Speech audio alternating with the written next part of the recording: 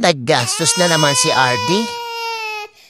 Salamat sa Diyos at pinaintulutan niya ang magkaroon ng ganitong motor.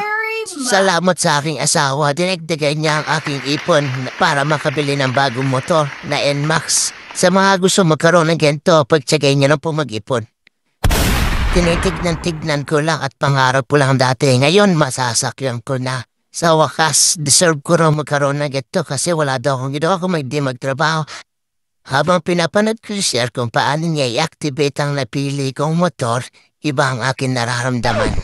Feeling ko hindi ko siya kayang iuwi dahil ang laki para sa akin at mabigat tong motor na to. Pakarga ko na lang kaya sa truck. Yung malapit na matapos lalo na akong kinakabahan. Paano ko ba ito sasakyan? Ipa-LBC ko na lang kaya. Dahil kabado ko, ayan susi na lang inawakan ko. Ayun na nga, sinubukan ko ng sakyan. Talagang malaki. Oops, abot ko pala, ayan no? Kita nyo, nakataas pa yung pako. Ganyan-ganyan yan ang forma, no? Nagtito na, hindi ko na pala abot. Ayun, abot ko na ulit.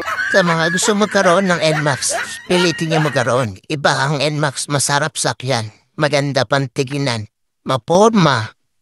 Lahat na nandito na specs. Kaya mga ka-RD, hindi kaya magsisisim bumuli. Mahal nga lang pero deserve na naman yan.